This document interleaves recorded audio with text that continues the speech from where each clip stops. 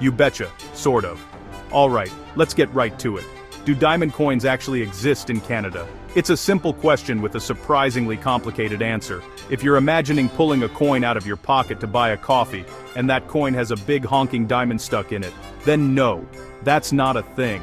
But if you're asking if the Royal Canadian Mint, the folks who make our money, have ever created coins with actual diamonds in them, then the answer is a resounding yes. It's a classic Canadian story. We don't like to show off, but when we do it with precision, a certificate of authenticity, and maybe a tiny bit of bling. For most of Canada's history, the idea of putting a diamond on a coin would have been laughable. We were a country of beavers, maple leaves, and hardy folks trying not to freeze solid for 6 months of the year. Our coins reflected that. They were practical, made of nickel and copper, and designed to do one thing: buy stuff. Diamonds were for other people, in other places. They were seen as something you'd find in a European crown or a fancy shop in London, not something you'd dig up in the Canadian Shield.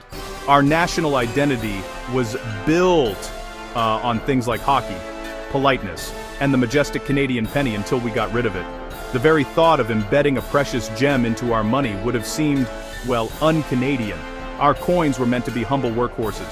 Think of the classic designs: the beaver, the blue-nosed schooner, the caribou. These symbols represent hard work, nature, and our connection to the land and sea. They are sturdy, dependable, and a little bit rugged, just like us. Putting a diamond on one would be like putting racing stripes on a canoe. It just wasn't part of the brand. Our currency was all about value you could count on, not flashy accessories you had to worry about chipping. So, for over a century, Canadian coins remained diamond-free zones. They were tools of commerce, not pieces of jewelry. The focus was on durability and function. Can you imagine a lumberjack in the 1950s paying for his lunch with a coin that had a diamond in it? He'd probably get laughed out of the diner. The value was in the metal itself, and the promise from the government that it was worth 5 cents, 10 cents, or $1. That was it. Simple, straightforward, and no nonsense. But then, something happened way up north that would change everything and put Canada on the world's diamond map. Everything changed in the 1990s. Two geologists, Chuck Fipke and Stuart Blusson, did what everyone thought was impossible. After a decade of searching in the middle of nowhere in the Northwest Territories, they found diamonds, and not just a few. They found one of the richest diamond deposits on the planet. Suddenly, Canada wasn't just a land of trees and tundra, it was a diamond powerhouse. This discovery was a massive deal. It was like finding out your quiet, unassuming neighbor is secretly a superhero. Canada, the polite nation of the North, was now a major player in the global diamond industry.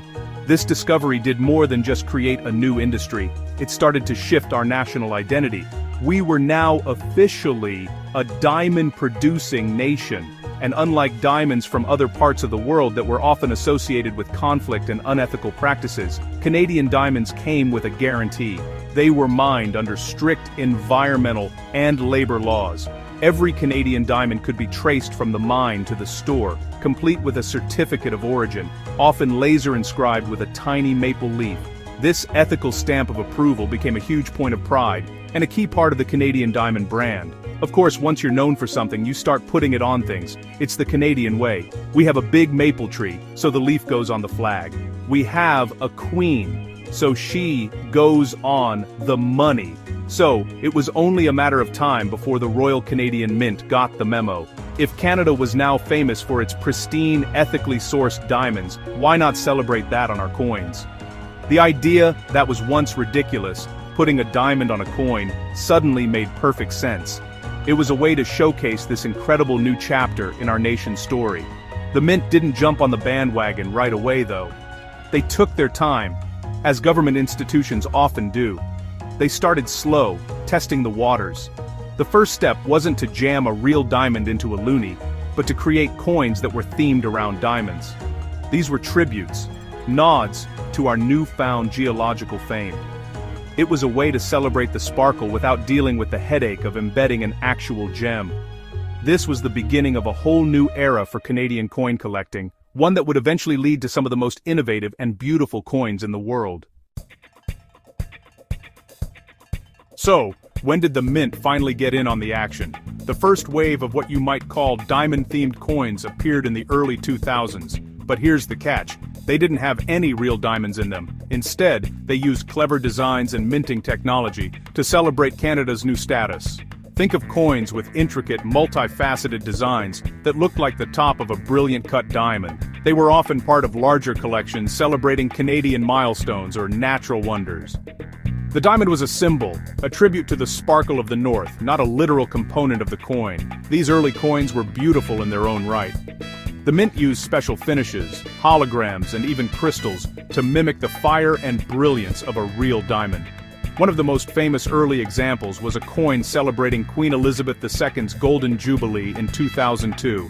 It featured a Swarovski crystal, which looked a lot like a diamond and added a touch of elegance without the insane cost and security concerns of using the real thing. This was a genius move. It allowed the mint to create a premium, sought-after collector's item that was still accessible to people who weren't multimillionaires. Now you might be asking, why not just use real diamonds in the coins people use every day? The reasons are pretty straightforward.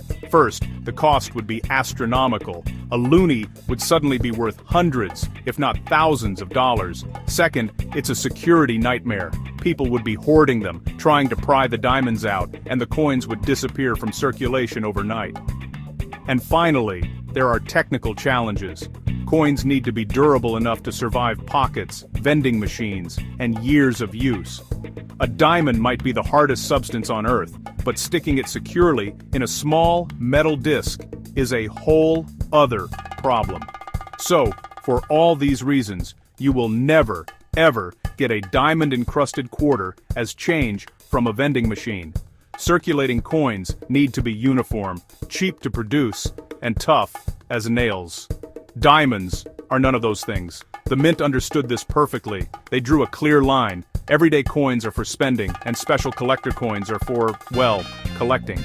This decision allowed them to get incredibly creative with their premium products while keeping our day-to-day currency practical and secure. It was the best of both worlds. So, having established that diamond coins weren't really meant for everyday use, the Royal Canadian Mint finally decided to go for it and create collector coins with real Canadian diamonds. But these weren't just coins, they were luxury items, like miniature works of art. We're talking about high-value coins, often made of pure gold or platinum, featuring a genuine, ethically sourced Canadian diamond as the centerpiece. These coins were produced in extremely limited numbers and were aimed squarely at serious collectors and investors who wanted something truly unique. And honestly, they were an immediate sensation. The designs were often just spectacular. One of the most famous series is the Forevermark diamond coin, which featured a stunning diamond set into a pure platinum coin shaped like a maple leaf. Others have incorporated diamonds into designs celebrating everything from royal weddings to the Northern Lights. The mint even got experimental, creating coins with features like glow-in-the-dark enamel to mimic the aurora borealis, with a diamond representing the North Star. These coins really push the boundaries of what a coin could be, blending precious metals, precious gems, and cutting-edge minting technology. Then you have the private mints. It's important to know that not every coin with a Canadian theme is from the Royal Canadian Mint. Some private companies produce coins or medallions that feature diamonds. These can be beautiful, but they're not legal tender. You can't use them to buy groceries or anything like that. They are essentially commemorative art pieces, collector's items created for the novelty market.